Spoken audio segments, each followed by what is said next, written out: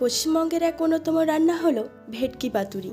আশা করছি এই ভিডিওটা দেখার পর পাতুরি বানাতে আপনাদের আর কোনো রকম অসুবিধে হবে না। খুব সহজ পদ্ধতিতে কিভাবে ভেটকি পাতুরি বানানো যায় চলুন দেখে নিই। তাহলে সবার প্রথমে আমি ভেটকি পাতুরি বানানোর জন্য কাজু, আমন্ডস, সর্ষে, কাঁচা লঙ্কা, পোস্তকে 15 মিনিটের জন্য জলে ডুবিয়ে রেখেছি। এরই ফাঁকে মাছগুলোর কাঁটা বাদ দিয়ে ভালো করে ধুয়ে নিয়ে নুন হলুদ মাখিয়ে নিয়েছি ও দিয়ে দিয়েছি লেবুর রস। এরপর দিয়ে দিয়েছি ভিজিয়ে রাখা মশলাগুলোর পেস্ট, হলুদ, নুন, চিনি, সামান্য সর্ষের তেল। এবার ভালোভাবে ম্যারিনেট করে রেখে দেব 5 মিনিটের জন্য। আচ্ছা, এখানে বলে রাখি আপনারা অবশ্যই লেবুর রস ব্যবহার করবেন।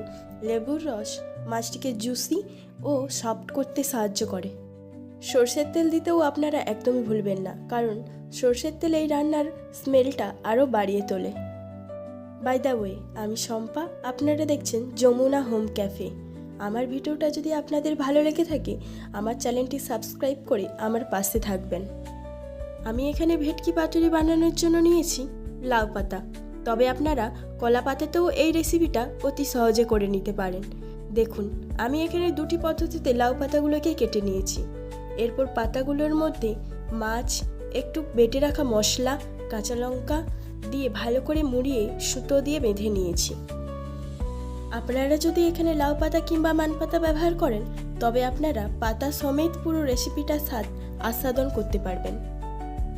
ভিডিওটা দেখে যদি আপনাদের ভালো লেগে থাকে তবে আমাকে কমেন্ট করতে ভুলবেন না যে আপনারা কোথা থেকে এই ভিডিওটা দেখছেন। দেখুন, আমি এখানে সব পাতাগুলোকে ভালো করে মুড়িয়ে নিয়ে সুতো দিয়ে ভালোভাবে বেঁধে দিয়েছি, যাতে মশলাগুলো কোনোভাবেই বাইরে না আসে।